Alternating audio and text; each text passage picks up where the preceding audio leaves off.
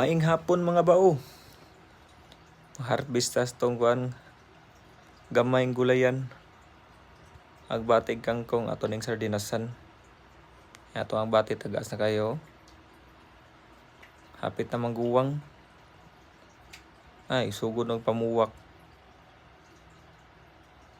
Ato ning paspasan kay hapon na, para panay hapon na to ni.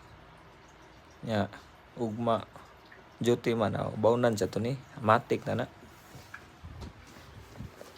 Ay, buhay OFW. Kung way tinanom aw di ka harvest. Unya, og layo pang sweldo gamit kay tanan ba ang mga gulay kayo. Harbison na dito kunay ika kumpra sa dinasan lang ni barato na sardinas. Butang ano kagbati daog na ang usa ka adlaw. O daghan wagay kaysa na akong gi hagpat nga agbati balik duha gini ka adlaw na kong sudanan. Isib na kayo. Unang agwanta-agwanta lang kita diri kay naamtay pangandoy.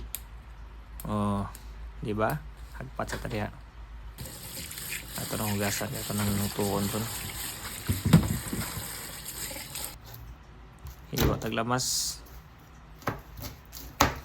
Ahos rag Bombay atong ilamas ani, daog na ni. Set aside.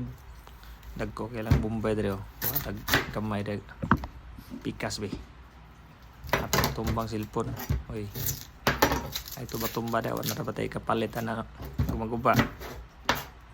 Kupot ng idong mayo. Wow, onsto na. Hinay tani na pita kay murag hait yung kutsilyo na.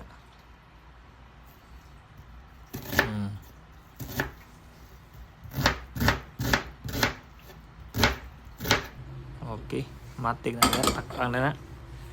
Atong kuan init na kaya dito nagikan sa pikas na kung ibalin dito murag apikit at pikas ituan.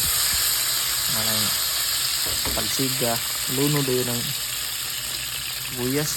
Ay mga sibuyas kuan dada na tanan. Aho sili. Muthumot na ganina, luno din ng sardinas ron.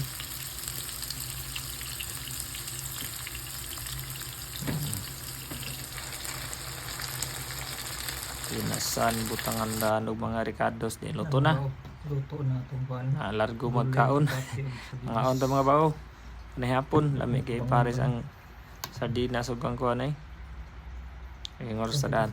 Thank you sa food. See you next